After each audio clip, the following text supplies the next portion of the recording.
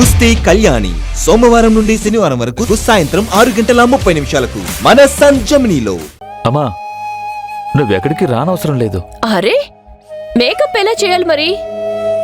అది నేను చేస్తాను అత్తయ్య, మీరు కాస్త విశ్రాంతి తీసుకోండి. సరిపోయింది. నిన్న నీరసంగా ఉన్న నువ్వు ఈ రోజు నొప్పిగా ఉన్న నాకు సలహాలివ్వడానికి వచ్చేశావు. అవునొదినా, మీరు రావడం వద్దు, మళ్ళీ అలసిపోతారు. నేను బానే ఉన్నాను మీనాక్షి.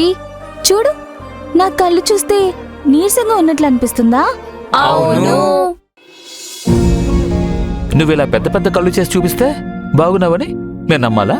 నిజమండి, నేను బాగానే ఉన్నాను. చూడండి, నిన్నట్లా నా ముఖం చెమట్లే పట్టట్లేదు. నువ్వు ఏం చెప్పినా వృధానే. నువ్వు వెళ్ళడం లేదు, అంతే. వదినా, మీరు అలా ముఖం మార్చుకుంటే మేమెవ్వరం కరిగిపోము. మీరు అమ్మతో ఉండి రెస్ట్ తీసుకోండి, అంతే. మీనాక్షి, నువ్వైనా చెప్పు, నువ్వు నా మాట వింటావు కదా? నన్ను తీసుకెళ్ళు. వదినా, ఎందుకిలా మొండికేస్తున్నారు? అందరూ వద్దని చెప్తున్నారు కదా. ఇంతేనా? కడుపుతున్న వదిన కోరికలు తీర్చవా నువ్వు?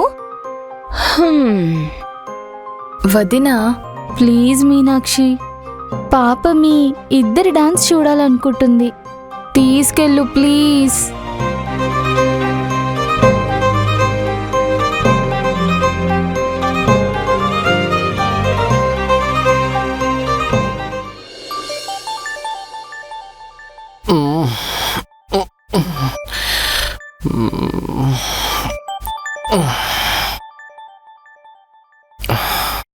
అయ్యో, అప్పుడే టైం అయిపోయిందా?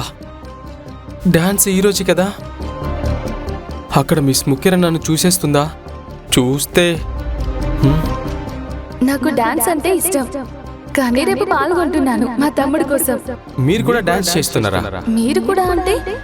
ఓ, మీరు కూడా మీ చెల్లెలతో కలిసి డాన్స్ చేస్తున్నారా? లేదు లేదు, నేను నా చెల్లితో డాన్స్ చేయట్లేదు. నాకు ఈ అబద్ధం చెప్పేవారు, నాటకం ఆడేవారంటే అస్సలు పడదు. కాలేజీలో చాలా మంది ఉంటారు.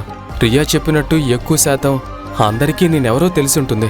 ఎవరైనా ఒక్కరు నన్ను విరాజ్ అని పిలిచేస్తే, దాన్ని మిస్ ముఖ్యర చూస్తే.